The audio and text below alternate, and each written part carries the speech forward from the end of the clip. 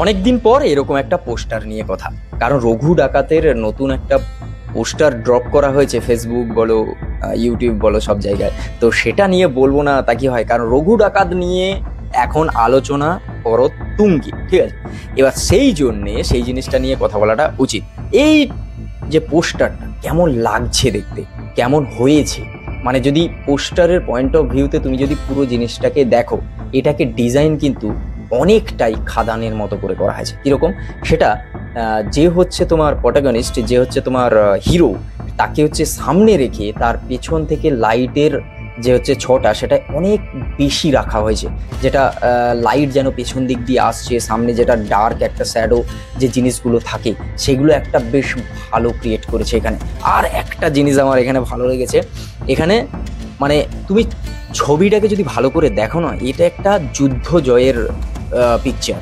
কেন যুদ্ধ জয়ের বলছি, যখন হচ্ছে যে মা কালীর যে খাড়া, যেটাকে নিয়ে হচ্ছে তোমার কাঁধের উপরে রাখা আছে, যখন এরকম ধরে রাখা আছে, তার থেকে দেখবে আস্তে আস্তে করে রক্ত পড়ছে।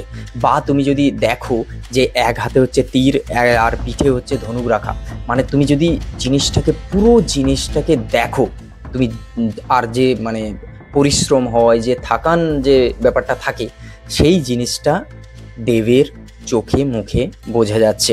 যদিও শরীরের ড্রেসটা কেমন হবে, কি ব্যাপার, পুরো জিনিসটা ডার্কনেসের ওপরে রাখা হয়েছে, সেটা অতটাই নয়। তবে এই জিনিসটাকে কেন এইভাবে দেখানো হচ্ছে, এই যে একের পর এক পোস্টার ড্রপ হচ্ছে, সেটা নিয়ে কথা হচ্ছে, কেন হচ্ছে, তার কারণ হচ্ছে এগুলো এক একটা মার্কেটিং স্ট্র্যাটেজি। কারণ তোমরা দেখো, যখন দেব কিন্তু আগে জানতো না যে তার খাদান কতটা হচ্ছে টাকা কামাবে বা কিভাবে সে ওই জায়গায় পৌঁছাবে, এই যে এত টাকা কামাবে কিংবা এত সাকসেস হবে, সেটা কিন্তু জানতো না। তাই সেটা নিয়ে যত যেরকম মার্কেটিং করা উচিত সেইভাবে করেছে। কিন্তু এর বেলা কিন্তু শুধু মার্কেটিংয়ে হবে না, আমি আগের ভিডিওই বলেছি, কারণ এখানে কন্টেন্টের ওপরে দম দিতে হবে। কারণ শুধু মার্কেটিংয়ের ওপরে যদি জিনিসটা দেখি, তাহলে কিন্তু এখানে কোথাও গিয়ে পিছিয়ে পড়তে হবে বিগ বাজেটের রঘু ডাকাতকে।